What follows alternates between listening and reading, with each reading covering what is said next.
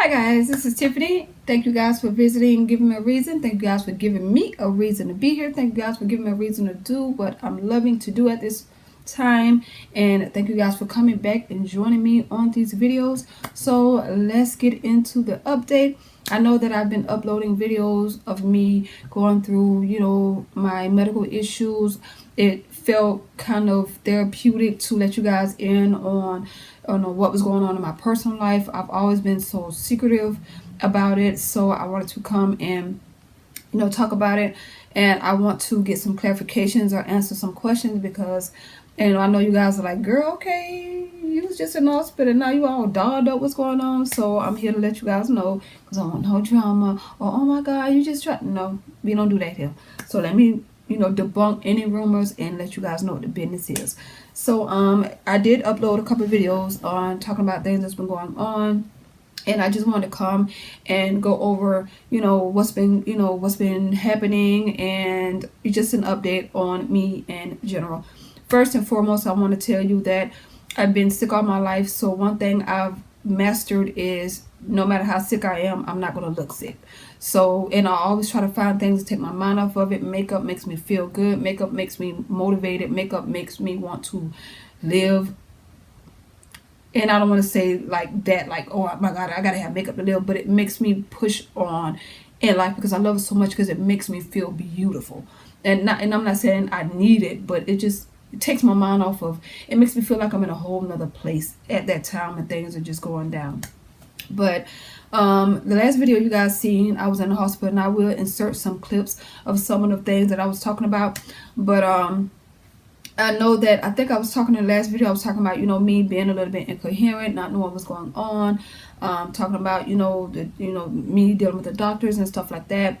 And I just want you guys to know that I was not trying to be like disrespectful towards the doctors or people that's trying to help me, but you have to understand there are doctors there that sometimes they're a little bit complacent, and you have to remind them like, look, I'm going through something, this is real, because some of the doctors that come and visit you when you're in the hospital, they're just there doing rounds. They're not there working on you. They're not your primary doctor, so they're just saying something. So that's why I try to come in and I was telling you guys about things that was going on with the doctors. But right now I'm doing outpatient treatments. I am working on my kidney, trying to get it up to par. And I want to answer this question because someone asked me this question before, and I'm pretty sure if they asked me, you guys are probably wondering too.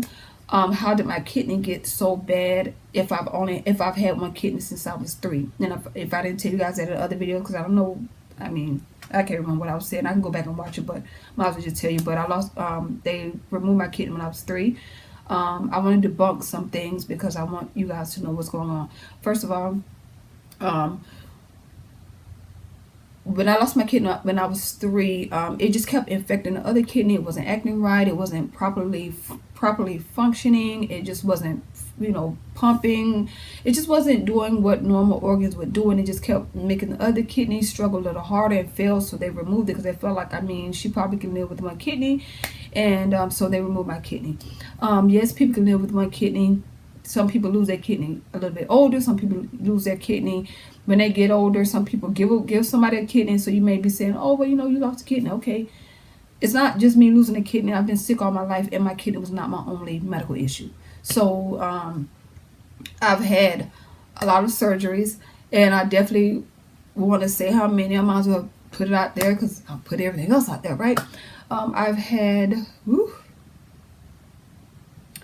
23 surgeries. So that goes to tell you it's just not my kidney. But I'm here. That's all that matters. And by the grace of God.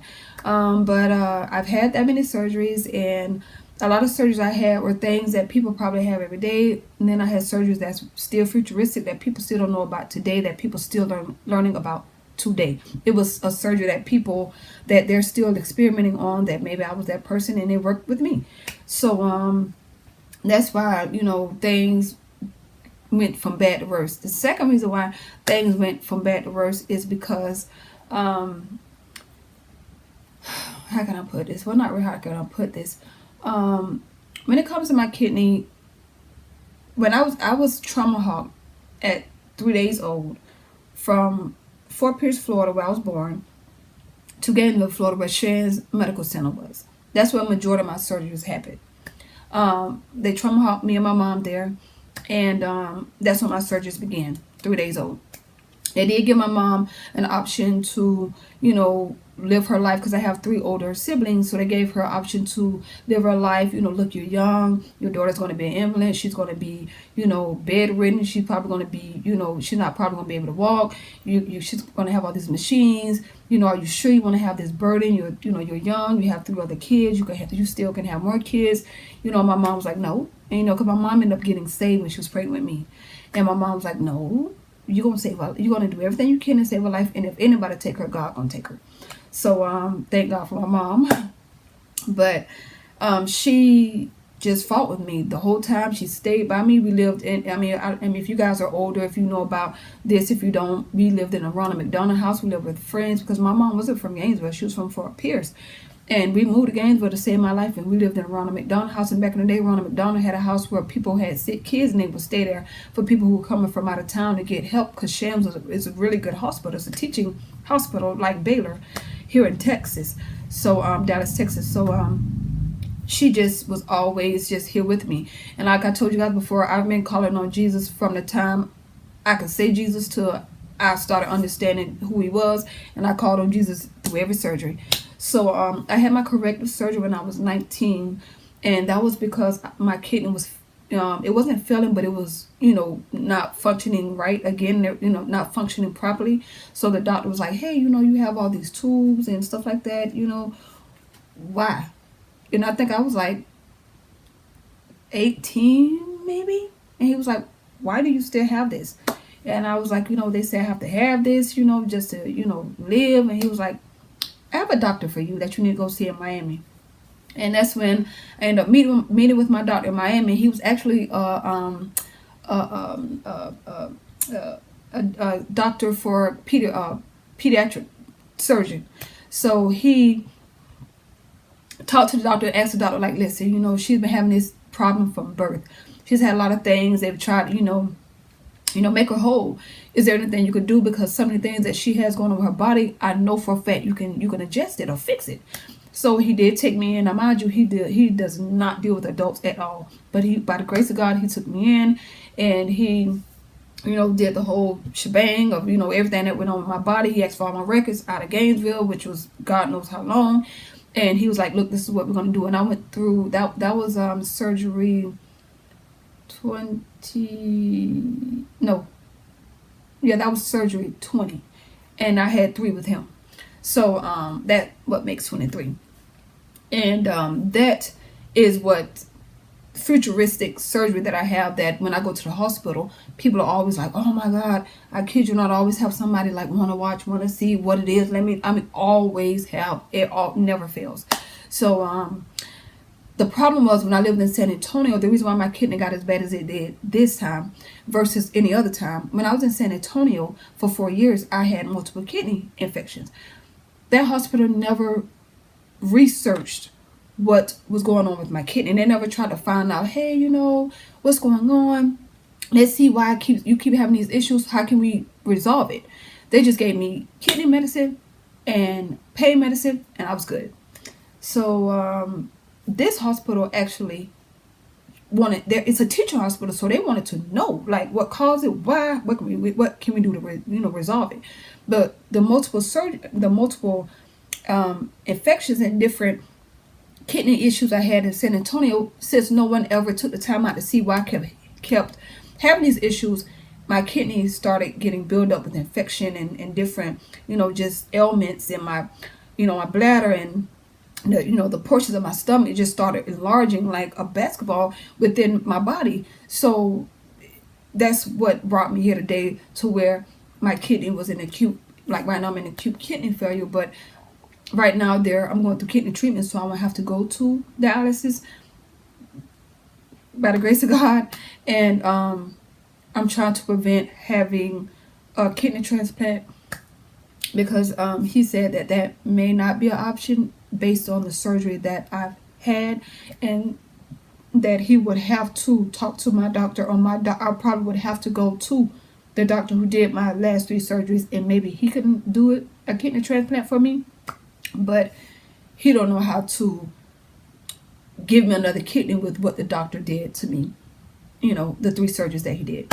So with all that being said, I do come on here and I try to not look sick. I try to live life to the fullest. I have been 100% disabled.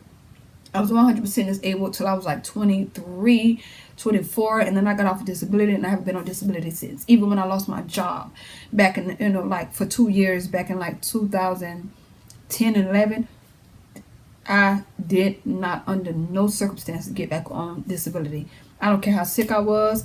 I just got unemployment. I tried to find jobs, but I just felt like me getting back on disability would make me feel like I was giving up on my life. So I just never did. I have been 100% disabled.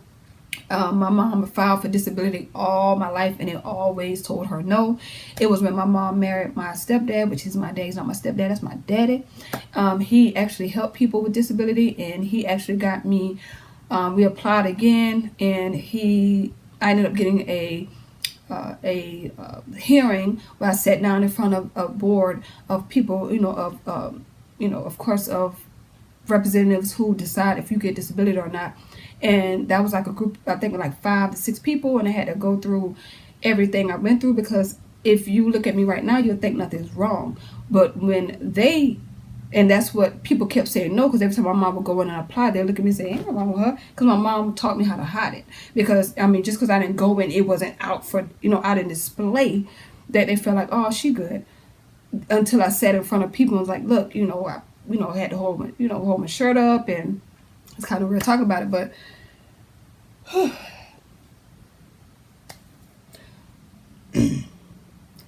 had to hold my shirt up and show them my surgeries, and this is before I had my last 3 corrective surgeries. I had to show them the tubes and stuff like that. So by the time I finished that, the whole room was crying. And I tell people I don't want sympathy, I want respect, and I want people to fight for their life like I do. I am going through something right now where this is kind of shocking to go through, to hear acute kidney failure. You only have one, and you may not, it may or may not be compatible with another kidney. I've seen people go through, and I'm not saying dialysis is bad, but I've been in the hospital so much, I've seen people pass. I'm telling you, if God is ready for me, I'm fine with that, but I know I have a testimony, and that's why I'm telling you guys the story. But when I sat down and I told them my story, and I went through every surgery, and they looked through every, they looked and they seen, how we were, poor, because my mom was giving everything she had to save my life. They realized that just because the outer appearance of like something wasn't wrong does not mean anything.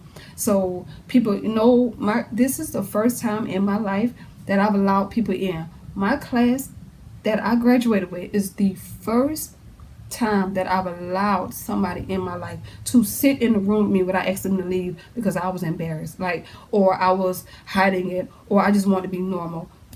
You guys are the first person for me to get on social media to even tell you what's going on and show you. But my mom always taught me, Tiffany, you want to be a testimony. You want to be a testimony, because I went through self-esteem issues. I was angry because I'm like, all my other siblings are healthy. Why me, Lord? Why did you choose me?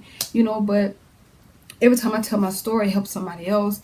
And my sister, my mom, they taught me self-esteem. They taught me how to love myself. My mom taught me, no matter what situation you're in, no matter what disability you have, other people have disabilities, other people have problems. It's not even a disability. People go through so many things in life. It hinders them as well. It may not be physical. So don't ever think that you have to put up with somebody's stuff, or you have to tolerate somebody's stuff, or you have to go through with somebody just because you feel like they're not going to love you, because, nobody's going to love you because of.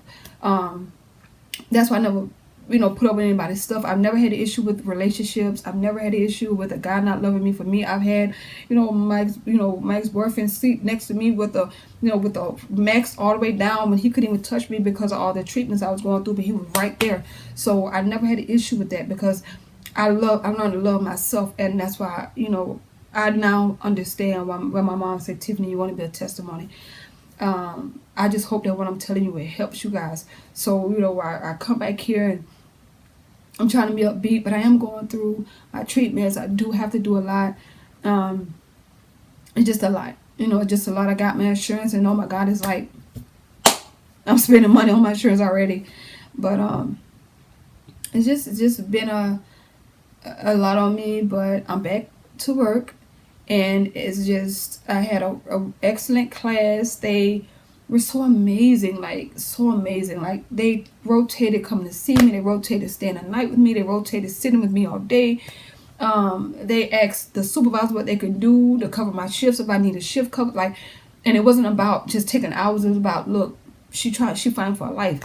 So I just want to come and just let you guys know, what was going on, and let you guys know that I'm doing okay mentally. I'm gonna work.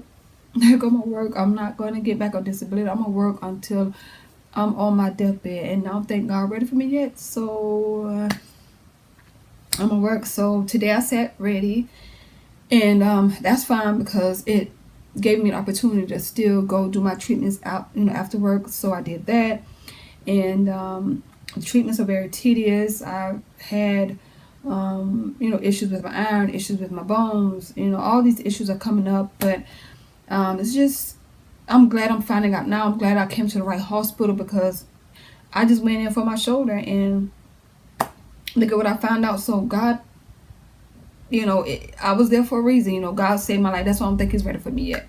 So I just want to let you guys know, thank you, God. Thank you so much for the support, the love, the encouragement, the prayers. Oh my God, the prayers you guys showed me was it's just the prayers. I just love it. The suggestions. I've been looking into natural stuff. I mean, I just, after this, I've been looking into natural stuff to do at home. But people who don't even follow me, thank you for, subscribing. Thank you guys for just saying kind words. When I finally came to, I read a lot of the comments, and I have not responded to everybody. I'm not going to respond to everybody. I'm just going to tell you here, I really appreciate it. It brought tears in my eyes.